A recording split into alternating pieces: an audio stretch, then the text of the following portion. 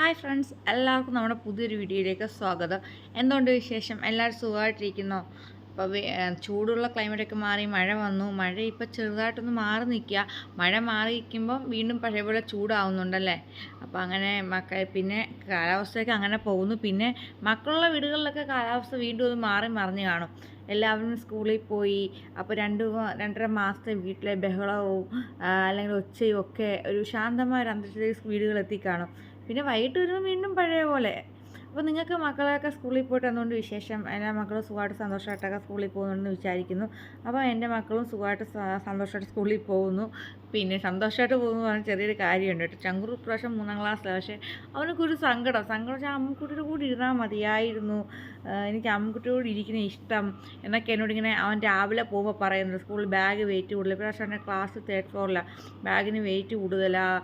എനിക്ക് അമ്മുക്കുട്ടി ഉണ്ടെങ്കിൽ അമ്മുക്കുട്ടി കൊണ്ട് തന്നേനല്ലേ, അമ്മുക്കുട്ടി കൂടെ പോകണം എന്നൊക്കെ ചെറുതായിട്ട് നമ്മൾ നീ കുഞ്ഞു ക്ലാസ്സിലോട്ടല്ല വരും, വലിയ ക്ലാസ്സിലോട്ടാണ് പോകുന്നത്. ഞാൻ മഴ എഴുതിയാവില്ല, അമ്മുക്കുട്ടി എപ്പോഴും സ്കൂളിൽ വരാൻ പറ്റുമോ എന്നൊക്കെ ഞാൻ അവനോട് ഇങ്ങനെ പറഞ്ഞ് അവനെ സെറ്റാക്കി വിടുന്നുണ്ട്. പിന്നെ അവന് കൊണ്ടുപോയി ഇഷ്ടമുള്ള സാധനം കൊടുത്തുവിടി.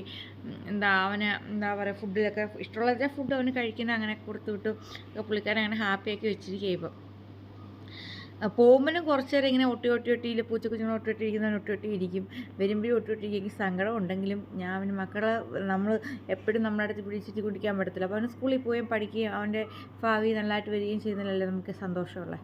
അപ്പോൾ സ്കൂൾ റീ ഓപ്പണിങ്ങിന് പോയപ്പോൾ സത്യത്തിൽ കുറേ ദിവസം സ്കൂളിൽ പോകാത്തതുകൊണ്ടും അന്ന് ഇക്ക വരാൻ പറ്റത്തില്ലെന്ന് പറഞ്ഞെങ്കിൽ ഇക്ക വരികയും, അപ്പോൾ ഇക്ക ആദ്യമേ റെഡിയായി വണ്ടി കയറിയിരുന്നു. അപ്പോൾ ഞാൻ ഇവർ രണ്ടുപേരും റെഡിയാക്കി വന്നപ്പോഴത്തേക്ക് ഒരു ഡിലേ വന്നതിനിടയ്ക്ക് വേറെ എന്തൊക്കെയോ ആവശ്യങ്ങൾ വന്നു. എൻ്റെ വാച്ച് കാണുന്നില്ല. അപ്പോൾ അങ്ങനെയൊക്കെ തപ്പിയൊക്കെ എടുത്ത് വന്നപ്പോഴത്തേക്ക് ഞാൻ ഫോൺ കൊണ്ടുപോകാൻ മറന്നുപോയി. അപ്പോൾ നമ്മുടെ റീ ഓപ്പണിംഗ് ഫംഗ്ഷൻ്റെ ക്ലിപ്സ് ഒന്നും എനിക്കതുകൊണ്ട് എടുക്കാൻ പറ്റിയില്ല. മക്കൾ സ്കൂളിൽ റെഡിയായി പോയപ്പോൾ ഒരു ഫോട്ടോ പോലും എടുക്കാനും പറ്റിയില്ല. അങ്ങനൊരു സംഭവം ഉണ്ടായി. പിന്നെ ഞാൻ കഴിഞ്ഞ വർഷം പോയി വീഡിയോസൊക്കെ ഷെയർ ചെയ്തിട്ടില്ല. അപ്പോൾ സ്കൂളിൻ്റെ കാര്യം നമുക്ക് അറിയാമല്ലോ.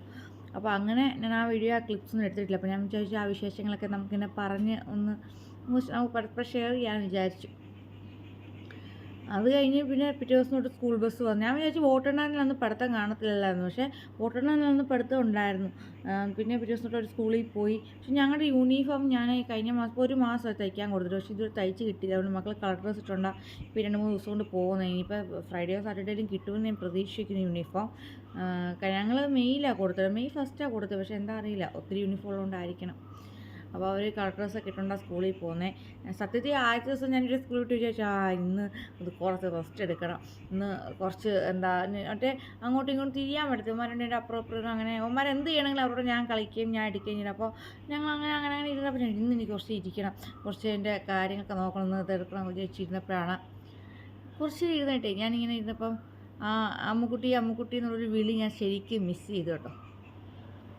അല്ലെങ്കിൽ സത്യനെ മിസ് ചെയ്യുന്നുണ്ട്. സത്യം അതൊന്നും എടുത്തോണ്ട് തടാ സത്തേ ചങ്കുറത് എടുത്തോണ്ട് തടാ, അങ്ങനെ സത്യനെ ചങ്കുറിനെ മിസ് ചെയ്തു. പിന്നെ അതുപോലെ അമ്മുക്കുട്ടീനെ വിളിച്ചുകൊണ്ട് അതുണ്ടോ അങ്ങനെ ഓരോന്ന് നമ്മൾ സംസാരിച്ച് വരുമല്ലോ. സത്യം ഞാൻ അത് നല്ലപോലെ മിസ് ചെയ്തിട്ട്. അപ്പോൾ ഞാൻ പക്ഷേ ആ മിസ്സിങ് മക്കളോട് പറഞ്ഞു, ഇക്കാടി ആവശ്യം പറഞ്ഞു. അപ്പോൾ ഇവിടെ അമ്മയോട് പറഞ്ഞ അമ്മ പറഞ്ഞു, നീ അവരുള്ളപ്പോൾ ബഹളവും അവരെ കാണാനിപ്പോൾ ഇങ്ങനെ പറയുവാണോ എന്ന് ചോദിക്കും. ഉള്ളപ്പോൾ നമ്മളിങ്ങനെ അങ്ങോട്ടും ബഹളം വെച്ചിരിക്കുമെങ്കിലും ഇപ്പോൾ എനിക്കും ശരിക്കും മിസ് ചെയ്തു. നമ്മുടെ മക്കളുടെ വിദ്യാഭ്യാസം, അവരുടെ ഭാവി എല്ലാം ഇതിലെല്ലാം ഇരിക്കുന്നത്. അപ്പോൾ അതൊരു പ്രോസസ്സാണല്ലോ. ഒരു പ്രായമാകുമ്പം കുറച്ചുകൂടെ പ്രായമാകുമ്പോൾ ചിലപ്പോൾ അവർ വീണ്ടും പുറത്ത് പോയി പഠിക്കുന്നത് ഇത് നമുക്ക് വൈകിട്ട് കാണാമല്ലോ. അതൊക്കെ ഒരു നമ്മുടെ ജീവിതത്തിൻ്റെ ലൈഫ് സൈക്കിളിൻ്റെ ഭാഗമാണെന്നാണ് ഞാൻ വിചാരിക്കുന്നത്. പിന്നെ അതുപോലെ ഇമോഷണൽ ഫീലിങ്സും നമ്മുടെ ലൈഫ് സൈക്കിളിൻ്റെ ഭാഗം. അപ്പോൾ എല്ലാം അതിൻ്റെ ഒരു ഭാഗമായിട്ട് ഇങ്ങനെ മുമ്പോട്ട് പോകും.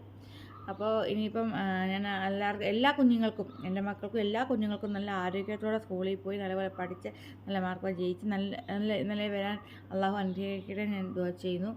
പിന്നെ വേറെ ഒന്നൊരു വിശേഷം, എല്ലാവരും സുഖമായിട്ടിരിക്കുന്നു. ഞാനാണെങ്കിൽ ഇപ്പോൾ പുറത്ത് വരെ പോകാൻ വേണ്ടി റെഡി ആയതോട്ടോ. അപ്പോൾ ഞാൻ റെഡി ആയപ്പോൾ ഒരു വീഡിയോ എടുത്തേക്കാമെന്ന് വിചാരിച്ചു കേട്ടോ. അപ്പോൾ എല്ലാവർക്കും thanks for watching. Tata, bye bye.